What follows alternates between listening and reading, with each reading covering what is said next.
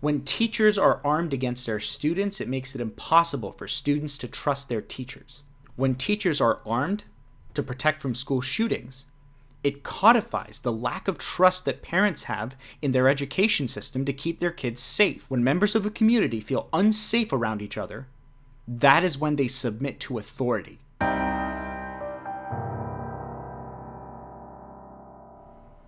Conservatives have done a really great job of propagandizing against any form of policy response to gun violence. This is an epidemic. This is an epidemic that has been going on for 25 years. It is a serious public health issue that has gone unchecked for decades.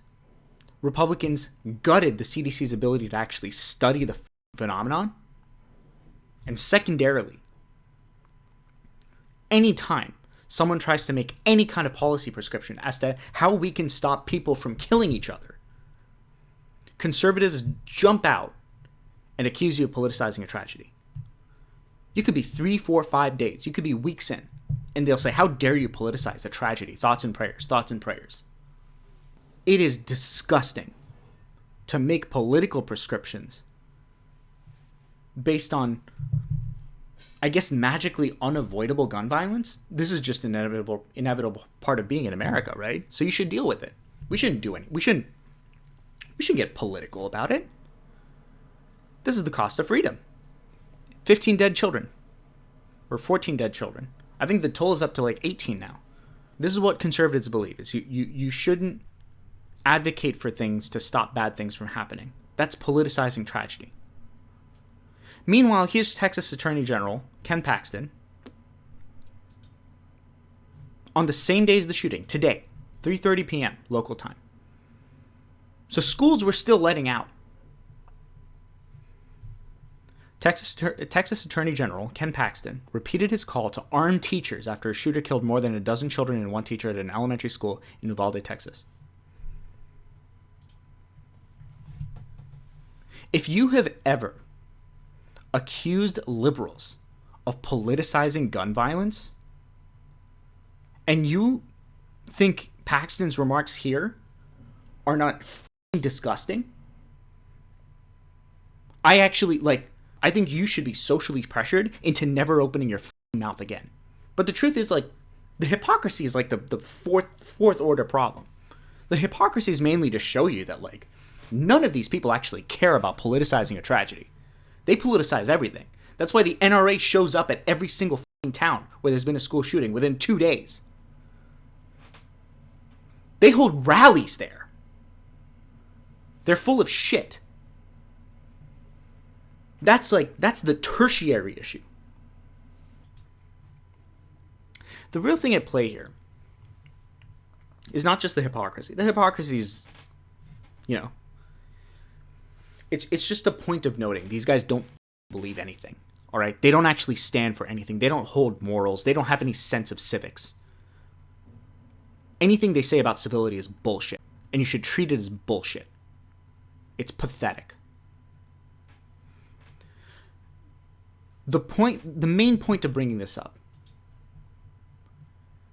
to actually think that arming teachers to protect from school shootings is in any way going to stop gun violence, you either have to be so brain damaged you are incapable of tying your shoes, or you're lying willfully. Guess what? He's lying. So here's a few problems with the idea that you can arm teachers against school violence. When a student comes to a school and opens fire on people, very often it's because that student got access to a firearm that was left unattended by their parents at home. So what are the logistics of arming teachers at schools? How many teachers would you arm at the school? 1? 5? 20? One's surely not enough. One teacher can't save the whole school. That's barely going to prevent anything. And what's the teacher going to do? Go out and seek out seek out the gunman? What's the chance that they're going to be able to take him out? 5. Let's go with 5. How are they going to go about protecting students? 5 teachers for an entire school? Are they going to play a zone defense? In which case, how are they each going to take on this gunman one-on-one? Are they going to group up and form a spec ops unit? Public school teachers go and hunt down a gunman?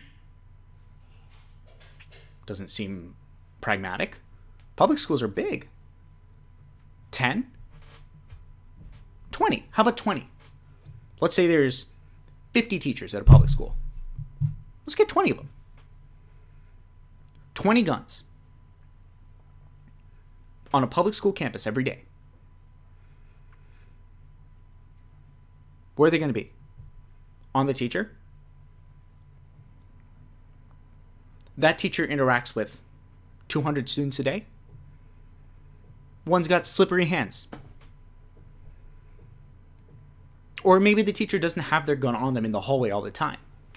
Because, maybe a teacher doesn't want to ruin their relationship with their students and literally have every student look at them like, you're armed and you could whip out your pistol and shoot me at any time.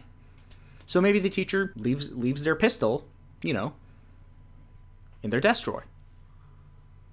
What if their keys fall out of their pocket? Introducing more guns into an ecosystem where the violence is being caused by the guns not being properly attended in the first place.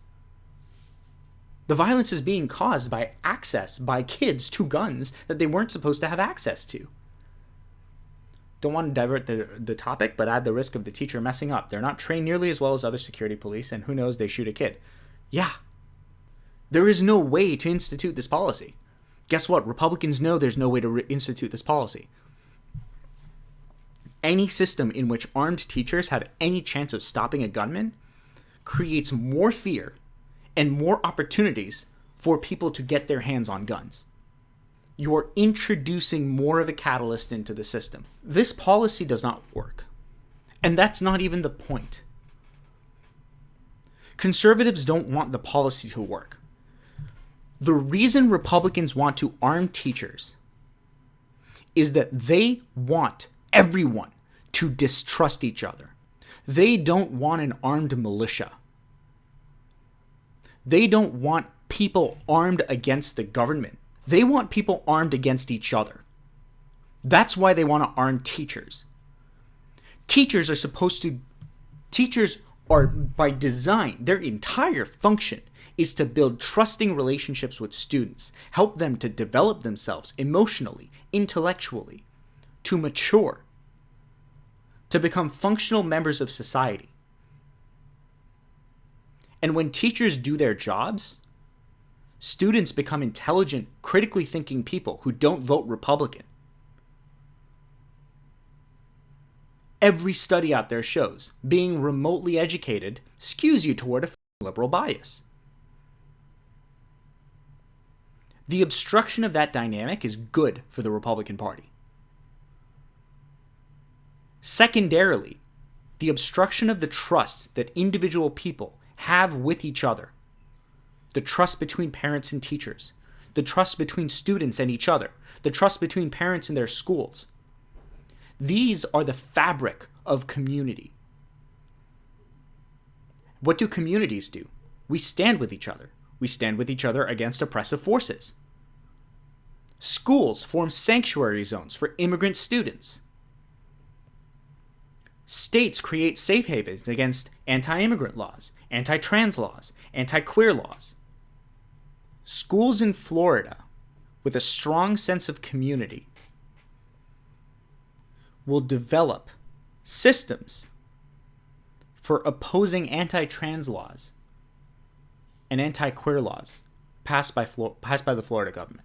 A perfect example of this occurred in Florida a day after I streamed this, where a class president who had been unfortunately banned by his otherwise supportive administration from discussing the fact that he was gay due to the new Florida Don't Say Gay law, instead decided to use the term curly hair as a euphemism for his sexual orientation.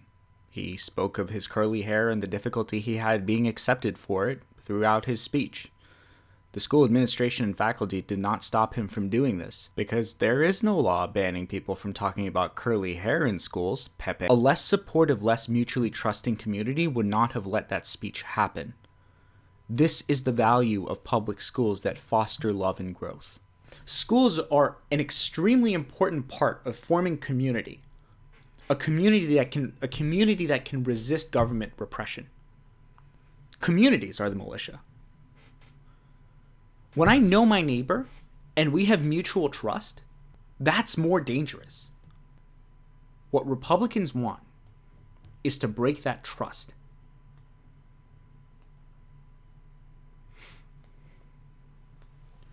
When teachers are armed against their students, it makes it impossible for students to trust their teachers. When teachers are armed to protect from school shootings, it codifies the lack of trust that parents have in their education system to keep their kids safe. It erodes the trust that Americans have in their community. And what happens when you don't trust your neighbor? What happens when you don't trust anybody around you?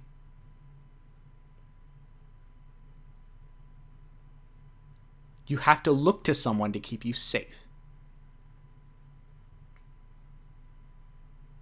When members of a community don't trust each other, when members of a community feel unsafe around each other, that is when they submit to authority.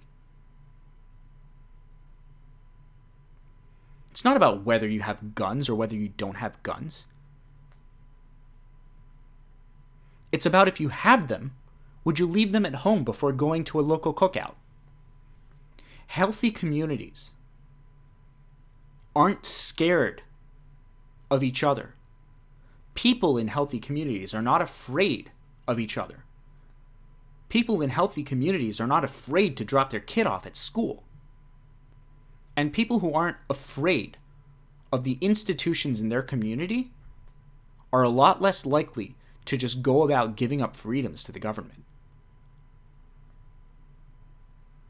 So when Republicans come and tell you, here's what you can and can't teach in school, here's what you can and can't do when the police decide to harass you, I think saying they're maliciously arming people against each other is wrong. Rather, they know their base is full of single-issue voters for the Second Amendment. They're throwing out that solution that doesn't include restrictions, control on guns. The base of their swing votes, yes, are Second Amendment voters. I would challenge you to tell me that moderate anti-gun control voters think that arming teachers in schools is the solution to gun violence. They are maliciously arming people against each other. Because the right benefits from vigilante violence, the right benefits from Kyle Rittenhouse, the right benefits from school shootings. I'm done with the bullshit of people saying, surely they're not that bad. They are that bad. If there's one thing we've learned in the past 2 months, it is that Republicans are not only okay with children dying, it is a part of their fucking policy agenda. Their landmark legislation of the past couple months until the repeal of Roe v. Wade was literally outlawing gender-confirming treatment for children to reduce the overwhelming risk of suicide. It's the other way around. Republicans cultivated a base of Second Amendment voters just because that's what they wanted. Just like with abortion, they made it an issue and manipulated people into caring about it with propaganda, turned people into single-issue voters because those positions benefit them politically. Sure. None of these things are mutually exclusive. They are maliciously arming Americans against each other. Shan from the editing booth here. I just wanted to interject and add a point that I missed, that they're specifically taking the most trusted member of the school community, the teacher, and turning them into a physical threat. Ask yourself if Republicans deserve the level of charitability to think that's not malicious. They want a populace that is distrustful of each other. And guess what? Right now on fucking right-wing talk radio, someone is talking with the same urgency and anger, and they're talking about how the left is coming to take away your guns, despite the fact that we have not had a Democratic Party with the spine to pass any kind of gun control. I think you need evidence for a claim that big, when their actions can be explained by both malice and complete stupidity. The evidence is in the fucking suggestion. Some of them definitely are, but I think a majority are just useful idiots. I don't care about the majority. How do you get to the we need to arm teachers? How do you get to the fact that every single Republican policy position aligns with every single tenet of fascism? Calling for vigilante violence. Calling for a more distrustful electorate. Calling for people to be armed against each other. They're creating oppressive anti-voter laws in every single state where they hold power. And at the same time, they're calling to arm teachers. On how many points do they need to be actively pushing pro-fascist policy for you to simply admit these guys are fucking fascists? How many? They are trying to abolish democracy. They attempted an insurrection to overturn an election. They refused to kick out the members of their party that did. And they continue to fundraise off of them.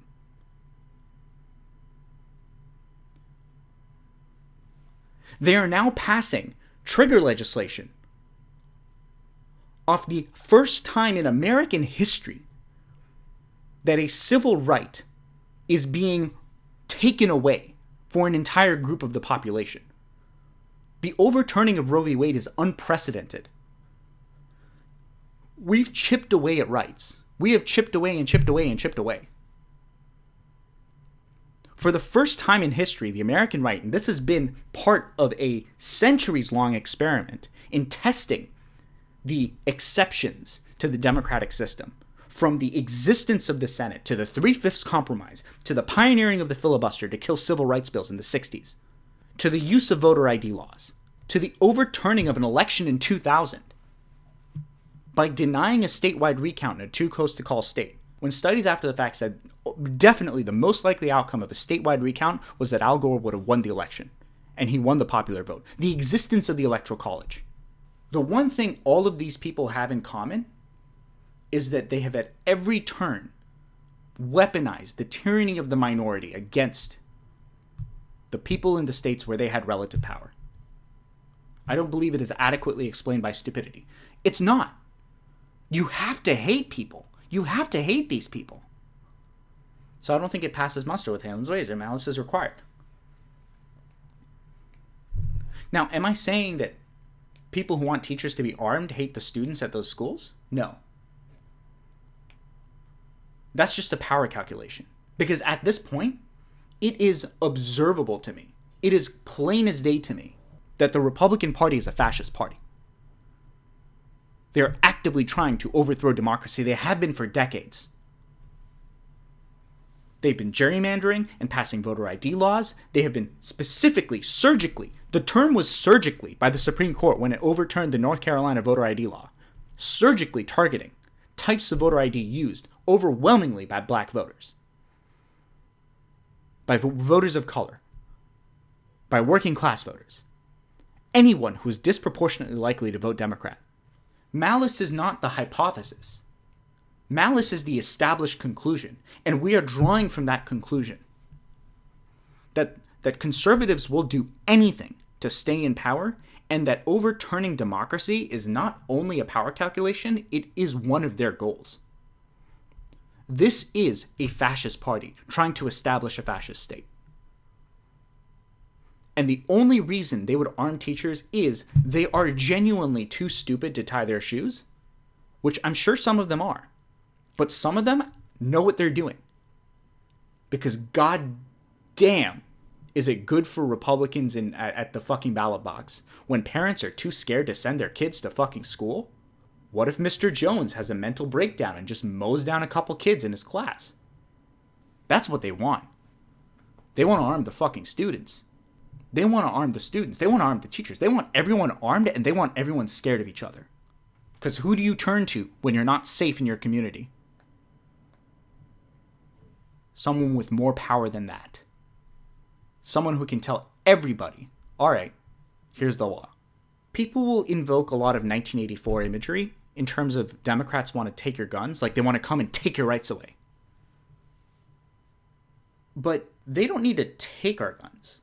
They just need all of us to be so armed and so scared of each other that we have no choice we perceive no choice for our own safety, but to simply say, no, no, no, please, right? Suspend my habeas corpus, please. Take my rights away.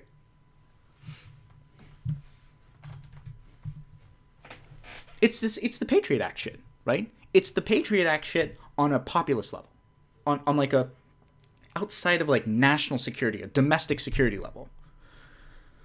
It's what it is. It's the domestic security version of the Patriot Act. We are all little terrorists in our own homes because they're the law and order party. If there's one thing that Republicans are devoted to, it's order. We will make you feel safe. There's a guy on death row. There's a preponderance of evidence that he's innocent, but both his trial lawyer and his appeal lawyer seem to have been too incompetent to demonstrate his case. He's probably innocent. He's on death row. Fuck it. Who cares? I don't care if he's innocent. There was a crime committed and someone's got to be executed. That's order. Which brings us to our second topic, which, if possible, is going to make you angrier than the first. But that's going to be in another video, and it's not going to be the next one I release because I need a break from this. Thank you for watching and for getting through that. I hope something in there was useful to you. Next video is going to be a little more lighthearted because that was depressing as hell. Yeah, thanks for watching. Have a good day, and be good to yourself this week. We all need it.